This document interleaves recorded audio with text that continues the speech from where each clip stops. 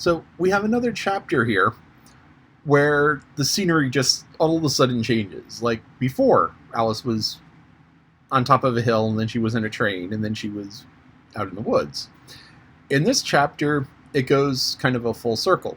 She starts out in the woods, and then she ends up in a shop, and then she ends up in a boat, and then she's back in the shop, and then she's back in the woods. And so she transitions from one to the other to the other. And the White Queen changes. So Alice finds the White Queen and helps her with her shawl and helps her with her hair because she has this frizzy hair that she lost the brush in. There are allusions to that. You sometimes see that in like cartoons where people have hairbrushes. Marge Simpson does it a lot, where it's like, oh, I didn't know I had a roast ham inside of my hair. But so she has the tangled brushes, and Alice gets that sorted and kind of pins on the shawl. And the White Queen, when she pins on things, she pins it all in one place, and it gets rumpled, and it doesn't sit right. Now, this is a very important skill to learn, or a very important thing to learn. When you're screwing things down and assembling things, they don't always match. So even if this is supposed to be a foot and that's supposed to be a foot, and all the screw holes line up or supposed to line up, they may not line up. Things may be made of different materials, and so on hot days, the steel expands more than the wood does, or it could be that they were slightly mismeasured, or there's all sorts of things that happen. So when you go and attach something to something else, you start at the corners. You do one corner, and then you do the opposite corner. And that kind of fixes it in place. And then you do the other corners. And once you have all four corners pinned, any stretching won't happen. But what happens is if you go down one side with the screws, you can end up with it being a little bit canted. And if it's a little bit twisted, then what happens is that you'll have one spot over here where it doesn't quite line up, and there's nothing much you can do but unscrew everything and start again. So always just kind of work in a star pattern where it's like, going back and forth, and put it in a sort of random order. It holds better, it goes in better, it stays better. I've done this a number of times, and it's just a habit now. So, back to in the woods. So she's with the White Queen. White Queen sticked her finger. Let's go put on the brooch again. How are you doing? I bet. She starts baaing like a sheep.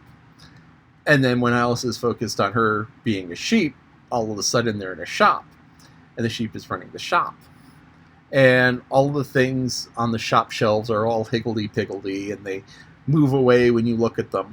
And there are some interesting optical illusions that work along those lines, where your brain processes things differently when they're in the center of the focus, as opposed to when they're out here at the edges. Because when they're out here at the edges, that's a whole lot of information, and your brain is like, this in the middle is important. This right here is important.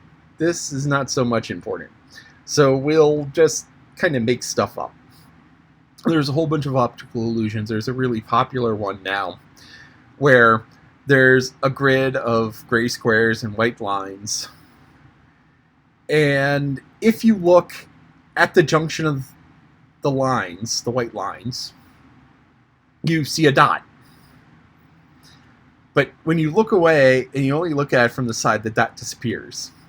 It's this really sort of freaky illusion because it's like they're like this far apart. They're just like right on top of each other almost. But you look at one, you see it, and you look at the next, and the one that you were looking at first disappears. It's just like it's weird voodoo stuff. Anyway, so the queen was sheep, and the sheep is knitting. Now, wool is one of the things, is a material that is traditionally knit, and wool comes from sheep. So they take the sheep grow out the wool, fur, and it's curly, and so they cut it. They cut off the fur. They use these shears that are like two knives that go like this, and they're joined at the bottom. kind of a spring, and just boom, boom, boom, boom. And you cut off the wool, or nowadays they have electric trimmers, and you shave the sheep. They take the wool, and then they pick out all the little nits and briars in it, and then they roll it, and then they card it, and then they roll it. So this gets all of the fibers going in the same direction. Then it gets the fibers kind of into these long bands, and then they spin it. And so spinning it, they take it and they twist and they twist and they twist and they twist it. And so what the twisting does is it takes all the fibers, it kind of locks them together, and then you put more on the end, and you take two pieces and you twist them together, and it just kind of locks together, and you get this big long thing. And they have spinning wheels that do this, or drop spindles, which was the thing before spinning wheels, but this is well into the time of spinning wheels. This is the beginning of time of mechanical spinning wheels, where they just kind of put huge amounts of wool into a hopper, and the hopper shreds and forms and rolls and just spits out miles of thread. But Alice would still have known about people spinning yarn. Anyway, after you spin the yarn, then you have knitting done. Now, knitting is different from crocheting. Crocheting has one hook, and the hook runs along and runs back and runs along and runs back. Knitting, you have two needles. And so the process is that you have the fabric all on one needle, and then you slowly move it onto the other needle, adding a row. And then you move it back onto the other one. And if you want to knit a tube, you have like 5, 6, 8, 10 needles, however many you need to get the roundish shape all the way around. And it's like you add on to one and add on to one and add on to one, and you add on to the next and you add on to the next. It just sort of progressively moves around in a circle. So the sheep having 16 knitting needles is not as absurd as it sounds. So she could be working on multiple projects. She could be feeding in multiple colors of thread into it. So there are reasons for this. But it seems a little absurd to Alice. And the sheep hands Alice a thing and says, "Hey, can you row?" Meaning, do a row of the knitting for me. Alice is like, "Well, I can only row a boat. I don't have any oars." And then all of a sudden, the knitting needles are oars, and she's rowing in a boat. She's rowing in the boat, rowing in the boat. And she's like, "Oh, what pretty rushes. Can I pick some?" And the sheep is like, "Okay." It's like, "How do I stop the boat?" The sheep is like, "If you stop rowing, it'll stop moving." Which, in flat, still bodies of water, if you stop rowing, the boat will come to a stop. The stream apparently had some motion at this point, moving along it a little bit. And Alice rolled up her sleeves and reached down in and started taking off rushes. And then she started rowing again. Now, one of the first things that happened when she was rowing the first time was the sheep was telling her feather. And that is part of rowing, because one of the things that you do when you row is something called feathering the oars. So the oars are flat like this. It's flat like this. So it pushes the water, pushes the water. So it pushes the water, you lift it up, move it forward, put it down, push the water. Now feathering is after you push the water, you lift it up and you turn it. So it's flat, which means it goes over the water easier, and you don't have to lift it up as far, and there's less air resistance. And then you turn it back, and then you push the water, and you lift it up, and you feather it, slide it back. So that's called feathering. Now, catching a crab is another rowing term that my brother Peter taught me, because he rowed for MIT back when he was in college. He rowed for the team. He rowed, R-O-W-E-D. I know it sounds like R-O-A-D. But he rowed for the team. And crew. Thank you, Lolly. Rowed for crew. And he told me about feathering the oars and catching a crab. Now, catching a crab is what they call it when, as you're moving the oar back forward, and you accidentally hit the water. So, if you're moving it flat like this, and it dips down a little bit, and you accidentally hit the water, all of a sudden you're moving quickly, and you hit the water, it slams in. It's called catching a crab, and he got some bruises from doing that. And if you feather the oar, it helps a little bit. So Alice caught a crab. She thinks it's a literal crab. It may have been a literal crab, this being Wonderland. And she lost the oar. And she was sad about not seeing the crab. And then she was back in the shop. And she asked for an egg. I guess she was hungry. Anyway, she asked for the egg. And it was 5 for 1 or 2 for 2. Which is just kind of absurd. But there are a lot of instances. I've had a lot of times where I've run into things where it actually is cheaper to get 2 than it is to get 1. Not just 2 is cheaper than 1 and 1. It's 2 is cheaper than 1. Usually it's at grocery stores where they've ordered wrong, or the sizes are wrong, or, oh, these are about to expire. And it happens occasionally. Sometimes it's package deals on transportation or tickets to theme parks or things like that.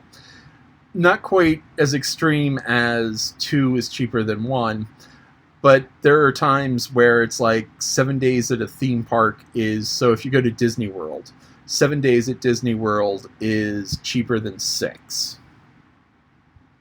And that's just the way it works. 7 days is cheaper than 6.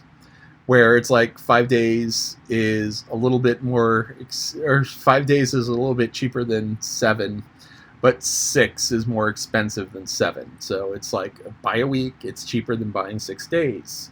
So you buy a week and maybe you don't use that last day. I don't know. There are economics, there are ways of tricking people. Now, one thing from this chapter that is one of, or actually, there are 2 things from this chapter that are my favorite parts of this book. One of them is when the White Queen says, "Jam yesterday, jam tomorrow, but never jam today." And so it's Alice gets jam every other day. But it's never today. So I've used this phrase when there's something missing or it's not available. It's oh, jam yesterday, jam tomorrow, but never jam today. Where it's there's always the promise of jam. It's oh, if you were here yesterday, you could have had jam. Or, oh, come back tomorrow, we'll have jam. And the Queen's logic is, well, you can't have jam today because it's jam tomorrow. And so it's one of those things. It's just, I love saying it. It's jam yesterday, jam tomorrow, but never jam today. There was a TV show in England called The IT Crowd. And one of the episodes, one of the characters said, "Oh, it makes us feel like yesterday's jam."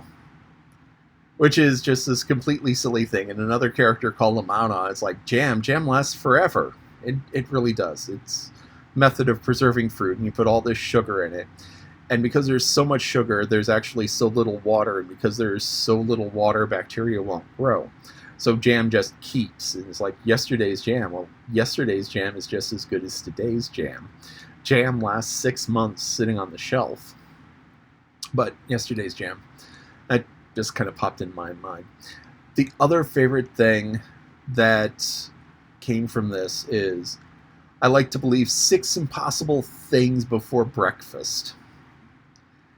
And there's a lot of truth to that, where there are things that I believe. Even though, up here, I know Here in my heart, it's an impossible thing that I believe. I have faith that even though logic says it's not real, I believe. My belief in God. My head knows, but my heart, I believe. So, believe. Believe, believe.